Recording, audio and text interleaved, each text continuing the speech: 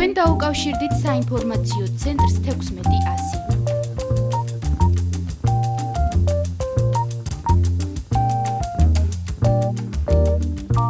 პრეზიდენტობის რომელ კანდიდატს უჭერთ მხარს? ან ბურჯანაძეს და აკიდე მარგველაშვილის გადავწყვეტა. მარგველაშვილი კარგია და ბურჯანაძე. მარგველაშვილის. ჩვენი პრეზიდენტი ყველა საჯობდა მე მგონი. ბევრი რამე გააკეთა მე მგონი განსაკუთრებით კახეთისთვის კიდე. ჯერ ვერ გეტყვი შული არ ვიცი მოფიქრებული არა მაგ. ბურჯანაძეზე მუშაობ. არა ვიცი. მარგველაშვილი რა. ოცნებას მივცემთ.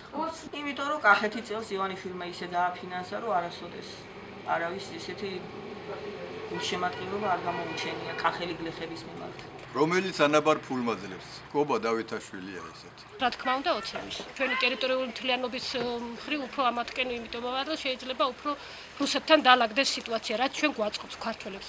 რომელ კანდიდატს ჩემი შვილები ისეთ ადგილას მუშაობენ, რომ ვინცაც გაუშვებენ იმის კმაყოფილი ვიქნები მე, ვინც იქნება. სად მუშაობენ? პოლიციაში. ბაქრაძე. მაგათ უფრო ქვეყანა წინ წამოსიეს. მე ისევ იმას ვირჩევ, რომელიც იყო. ეს ჩემი საიდუმლოა. დავიჩლო, ჩემთვის სულ ერთია. რომელიც ძინა იყო ჩემთვის მნიშვნელობა არა. არც ერთ ბოიკოტს უცხადე. ინვალიდიკაში 70 ლარს მოგიმატებ თუ 100 ლარს გაგიხდისო, გამიხადეს არ გამიხადეს. რატომ არ გამიხადეს შეპირებები ხუილი? ივანიშვილის და ყველა მთავრობის. არც ერთ მთავრობას აღარ ვენდობი. ეგ არ ვიცი. აბა ჯერ არ ვიცი, ჯერ ვერ გეტყვი. გადაწყვეტილი არა ვარ. ეგ არის საიდუმლოება. ისევ მეშაგვიანად დარჩას. ნაციონალებში რო არა ყოფილიყო, ყველას მაინც ეკაცი ჯობია. ალგი მარგველაშვილს უჭერს ჩვენ ხარს. არის სამჯერამე. არც სამჯერამე.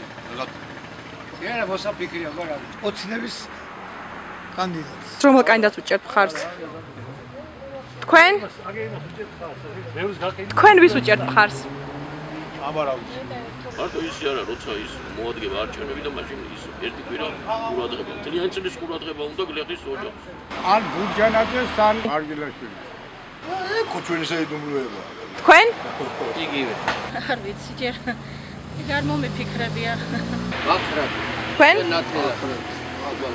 აქები კაი. რაღაცას გააკეთე. ამდენი გამოთვლილების მიერ.